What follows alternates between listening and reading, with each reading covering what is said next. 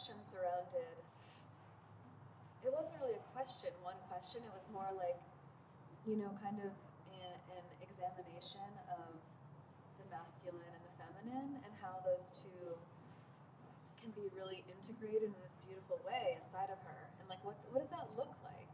Like, what does that feel like? What does that taste like? And really inviting, it wasn't really a question, one question, it was more like, kind of an examination of the masculine and the feminine and how those two can be really integrated in this beautiful way inside of her. And like, what does that look like? Like, what does that feel like? What does that taste like? And really inviting, the natural world, the universe to like offer some of that information.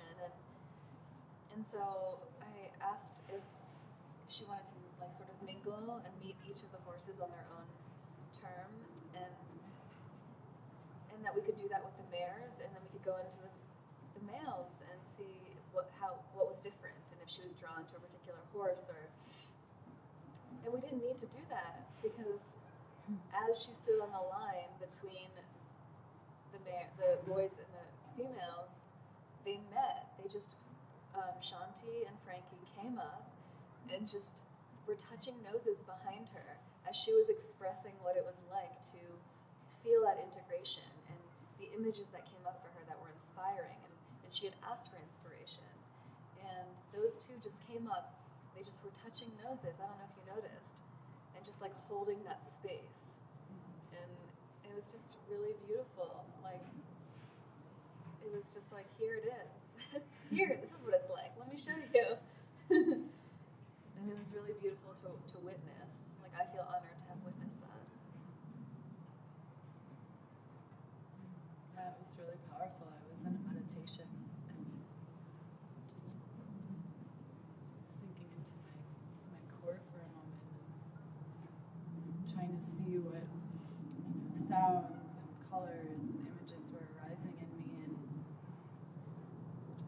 both the horses, Frankie and Shakti, came up behind me and were touching nose and holding that space behind me the whole time. And I was sitting in the meditation for quite a while, and they stayed that way. I could feel them behind me, but I couldn't see them. And I felt like that was just this really beautiful insight of like that melding, that merging of those forces are always there. And it's on both, an interior level and an exterior. It's like right behind my back. And I could feel its energy. I could feel it. I felt like they really came and held that space with me. And I was able to sort of witness the fields of energy weaving through each other and through me. And it turned into a hawk. And earlier we had two hawks fly overhead, right when we had started talking. And I felt like that in and of itself was such a beautiful image of the masculine and the feminine within, and the butterfly being this like really delicate being. It's like a beam coming down through these separate, spiraling energies that wound around that. And then from the center of that, I had a vision of